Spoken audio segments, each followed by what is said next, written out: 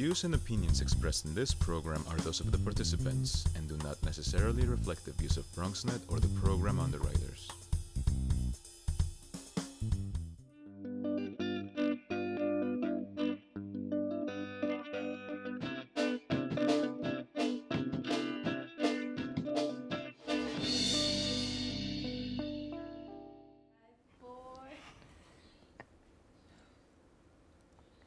Welcome, good people of the Bronx and beyond. I'm Christina Pagán, your host for A Life in Art.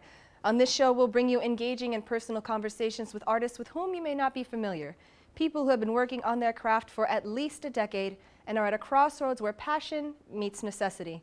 We'll discuss creativity and inspiration with our guests artists, but also find out what it takes to balance the struggles of practical life while pursuing their passions. Our guest today is a film producer, director of photography, and videographer. He's produced features and worked on various productions across the country, including exclusive content for brands such as Calvin Klein, Victoria's Secret, Bacardi, Ricky Martin, and Lady Gaga. Today, we learn about Dylan Marshall's life and art. And we are on set with Dylan Marshall. Thanks for being on the show. Thank you for having me. It's great to see you again. It's great to see you. We haven't seen each other in quite some time. It's been a while. We actually used to work together at New World Stages, and that's where we met. Correct.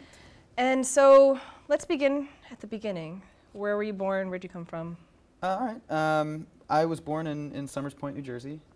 I didn't live there very long, though. Both my parents are in the entertainment industry, and so I began traveling with them pretty much right away. I guess the other place I would hail from is my father's hometown in New Orleans, Louisiana. So the earliest parts of my life were bouncing between that and South Jersey, New Orleans and South Jersey, while we were on the road with bands, touring bands. So that's sort of the beginning. So your parents were musicians? Musicians, it's easy. Neither one of them played an instrument, which is funny. They're more like entertainers. We had a show that would be, I guess, like easiest compared to vaudeville, sort of comedy bits interlaced with musical numbers and things of that nature. Sometimes we throw a magician in there, impersonations. So you're saying were you part of the act? I absolutely was, yeah. I did some, really young, I did some funny stuff. We had this guy, Mikey, who would play, he was our guitarist. He'd dress up like Robin from Batman, and I'd come out in a little Batman mask and cape and play a plastic guitar and spin around on my back. He'd sing Rockin' Robin, and that was our little duet. But then later, as I started to develop a better singing voice, I was a singing act in the show, and then by the time I was like a teenager, the song and dance and that kind of thing, until I was 17. You're 17. So what happened when you were 17? Well, I went away to New Mexico. I went to the College of Santa Fe on a film scholarship. I had actually been in theater at a place called NOCA in New Orleans Center for Creative Arts, where I took it's like a college equivalent program. And after that, I decided to switch into film instead of stay with theater. So I went to New Mexico, and after I went home, Katrina sort of sent me packing. So I came up to New York to stay with some relatives. My older sister and my cousin had lived in Queens and Weehawken, New Jersey, respectively. So I came and stayed with them, and the rest is history. I've been here since. What made you switch from theater to film? I don't know. I guess I've always been a huge appreciator of film. In fact, in that traveling lifestyle, and you know, it's like not a sob story pity thing. In the traveling lifestyle, you spend a lot of time in hotel rooms, and your closest friend is the television. That being said, I developed a really deep appreciation for film, and it's something that I'd always wanted to get into. When the opportunity had shown itself on the scholarship to CSF, I had to jump on that. I had to take that opportunity. And originally, I had signed myself up for a documentary studies program because that would at least put me abroad. They had a sister school in Brazil. Wow. Yeah. Never made it that far, but that was the intent. When you switched over to film, was it performance in film or was it technical? Technical. Yeah. I've always, in addition to loving films, I've always been interested in storytelling. And acting is something that I love. It's something that I actually recently have been leaning back into.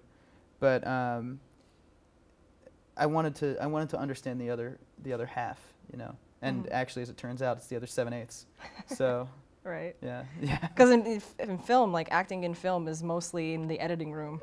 Like the performance is in the editing room. Actors have very little idea how easy they have it. Sorry, guys. I mean, granted, everything in show business is difficult. But what happens behind that camera and what happens even before the cameras hit the set is so much more than an actor having to remember lines and be ready to. I have to cry today. Like. I'm not emotionally there. Right, exactly. Sorry, no mockery to actors. I love actors. I'm an actor. I'm an actress too. So yes, it I happens, know. so I know. So you came to New York in 2003. You said, right? No, 2006. 2006. 2006. Yeah. So what was your experience then? This is the first place you stayed for this long, 10 years now. 10 years. 10 years in 5 days. It'll be 10 years. Wow. On the nose. I'm sorry. So the question. What's been your experience here in New York? Different from traveling lifestyle that you had before. It was the first opportunity for me to develop my own network and my own idea of like a route system. So when I first came here, I had gotten the job at New World Stages, and it was fun because I was still in the theater element, and immediately I started working with my cousin on developing a script that he'd penned a few years before, and we were going to sort of bring it to maturation. Then, I mean, it happened pretty fast. Like the following year, I had invested around $15,000 into a gear kit and just sort of hit the ground running, you know. Didn't go back to school, sort of made acquaintances that had similar interests, and we just started shooting things. Dane Joseph among them, Nova Novus Productions. The first project that I was director photography on were seasons 1 and 2 of Drama Queens, which was a great experience, you know. And from that point forward, it was constantly jumping on the next project, you know. When you first started working, did you feel that you had a good background in what you were doing, or were you kind of making it up as you went along? I mean, it was a combination of both, but I think because I did spend the 1 year in film school, and that was fine. So you had a basis at least. I had, and I had intended, like I said, to stay all 4 years, but it just didn't make sense after I ended up here. A lot of it was trial by fire, you know, and coincidentally, I happen to do best when I'm like in the fire. In the fire? Yeah. So how would you describe your style? In terms of what? In terms Predatorial or because like cinematography style, your directing style. I've had limited opportunity to direct. I have directed a few things. Like I did a comedy bit for Funny or Die a couple years back, which was really fun. For that, I was working with a lot of seasoned comics, so it was, you know, here are your borders, play. Like let me do, you know, everything. Let me just grab what I think works the best, and you guys just play in the meantime. Hit these points, but aside from that, no holds barred. The other things that I've directed, all shorts, I'm very specific about it. If I wrote it, especially, it's like I spend a lot more time talking to my camera department people than my actors. I don't really think it's necessary to ride an actor on what needs to be done in a scene. They know their craft, you know, hopefully. So again, like, you can take liberty with this talent. Camera, we need this, exactly this. Roll on it for 10 seconds. This, I know I'm only going to cut for 3, but swish pan to our actors walking to the door. Stop on the mark. Like I'm very, I'm not loose about shooting. I'm very loose about directing actors, not about shooting. Then I mean, I'm not a whipcracker either. You know, I like to stay laid back. Do you give them opportunity to explore and be creative? Absolutely, yeah. If they see an opportunity? I mean, there's a lot of forum in working with me, no matter what my role on the project is. I actually learned the most about my strong suits producing features. And on these smaller budget projects, you wear a lot of hats.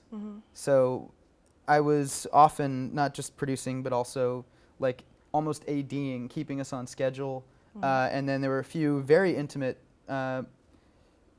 groups, very intimate casts. We were so small, and we were living in someone's house where, like, in addition to keeping the shots on, I had, like, to cook 3 meals a day for all the people on set. So your craft services too? Yeah, I mean, but it's, for me, that was really fun, like learning how well I can still have these people be almost family. You know, when we're working together, we're family, and it doesn't have to be, like, I've worked on sets where it's really rigid, and your AD is the classic AD, and it's no fun. So I guess to sum up that very long explanation to a simple question, what's my style? Fun, loose, but precise. Precise, exactly. Gotcha. Like, all right, well, that's a good place to stop for now. We're going to take our first break. Okay. We have to take a quick break, but we'll be right back with more from Dylan when we return. Teachers today are finding new ways to instill old lessons, proving that greatness can be found in everyday places, and that you don't need to be famous to be unforgettable. People think I'm trash, but they're wrong.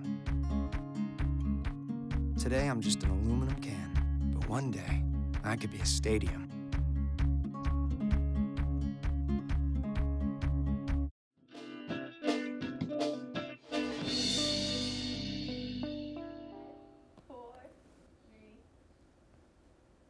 Welcome back to A Life in Art. We're here with producer and filmmaker Dylan Marshall.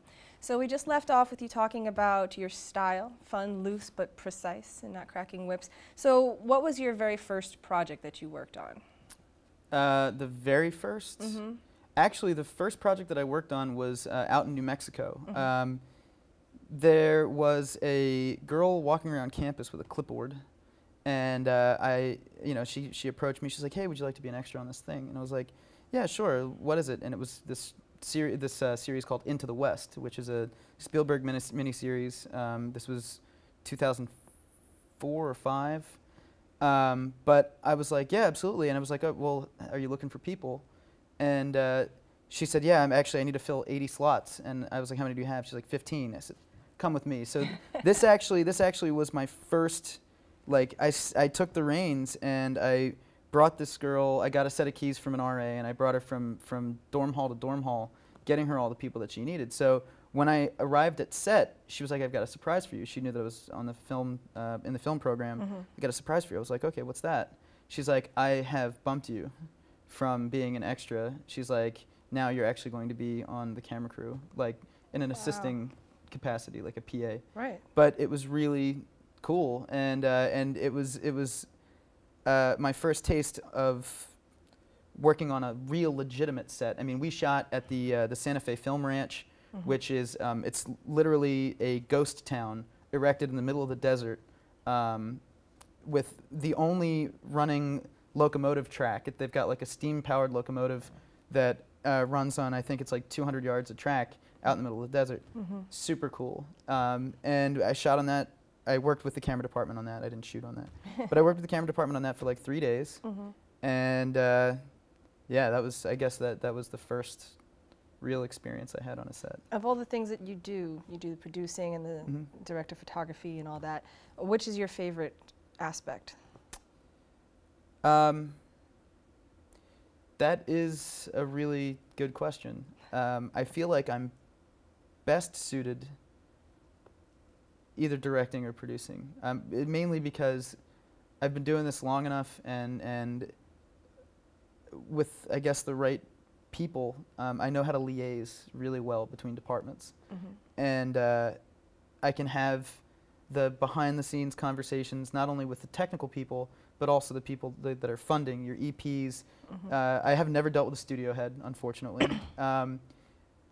But I can do that just as easily as interacting with actors. So I think that producing has been my best to date because I haven't had as much opportunity to direct.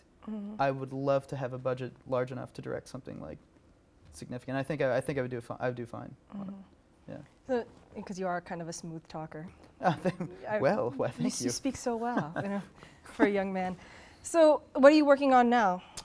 Right now, actually, is the it's been the work end of things. Like I haven't had a large project. Like normally the features that I work on, we shoot from like 20 to 40 days, and then in between those bigger projects, I take on gigs with these clients that we'd mentioned before, with fashion brands and. Shooting with like Kind Bar recently, we did this really fun thing where we interviewed people on the street and asked them to describe a random act of kindness in New York, which is rare. Not really. But like, those are the things that I've been filling my time with lately, and especially with the spring ramping up, there are there's a lot of opportunity to work with some of the larger fashion names, and that's been the majority of it. The other end of how I'm spending my time is trying to get like back into performing and writing. Writing's the hardest, I think. Why is writing the hardest for you, think?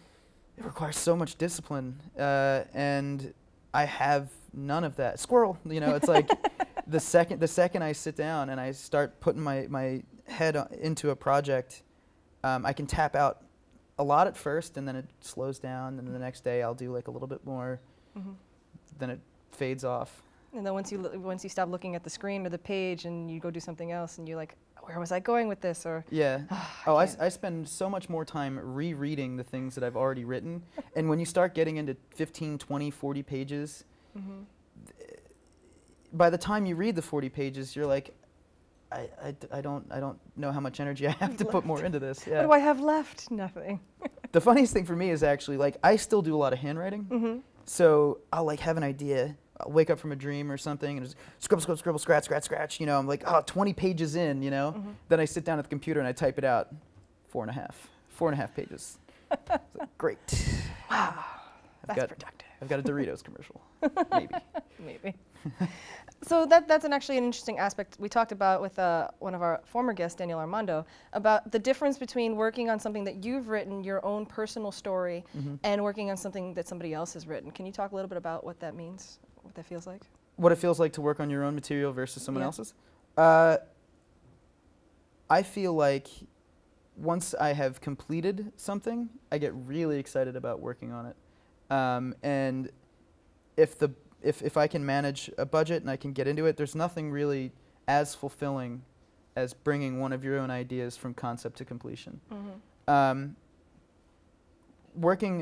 other people build their ideas and like turning their dream script into reality, also very, very rewarding. But it's more of like, it's the difference between being an employee and being a business owner, in my opinion. You're funny enough though, you're twice as motivated when you're working for someone, or at least I am twice as motivated when I'm working for somebody else. Because you have to answer to someone? Because I have to answer to someone, yeah. A lot of things happen throughout the process of completing a project that can discourage a person. And if it's only your money on the line, if it's only your idea on the line, it's a lot easier to like let it go. And that might just be, I don't know what that is actually. Maybe it's a reputation thing. Maybe. If you're working for somebody else, then your name is on it, then they have to speak with other people and you may not get work or whatever the case may be. You know what, that's probably true. Maybe it's an accountability thing. Like you start thinking of things in terms like, I absolutely have to get this done. Especially working as a freelancer, your name is everything and your reputation is everything, right? Yeah, it's true.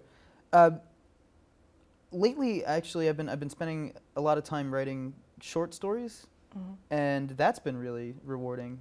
So the next step would be taking one of these short stories and putting some money under it and, going out and shooting it, which I think would be awesome right now. It's just like doing so much work, especially through the fall and spring seasons, you don't get a lot of time to commit to your own projects. Yeah. That sounds awesome. So we're going to get a little bit more into what that means, being a freelancer, in the next segment.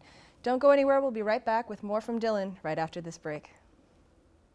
Today, 1 out of every 4 American kids is Hispanic. Many of the future doctors who will care for us, the scientists and entrepreneurs of our country, can be your kids. And the Hispanic Scholarship Fund helps you prepare, plan, and pay for your kids' college education. I already knew that I was gonna go to college, from a young age. I definitely want to major in political science, become the mayor or something, make the situation better for other people. My name is Justin, and I am your dividend.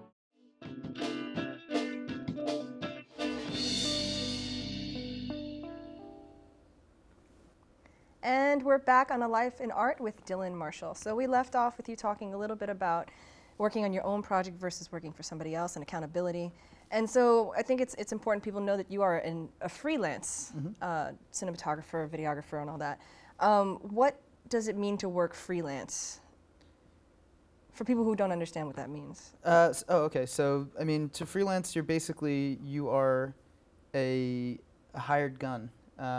If you're freelancing as a camera operator or director of photography, they basically have heard about your work before, and through your reputation, they decide that they want you to work on their project to be their eye. You know, so yeah, that's what being freelancer is. Because one of the things that we like to talk about on this show is, in our intro, we talk about passion meeting necessity, and we were talking off camera about the dry spells that you have in between gigs, and what does that mean? Like this is your passion, this is your art, this is your career, but what do you do to supplement in between?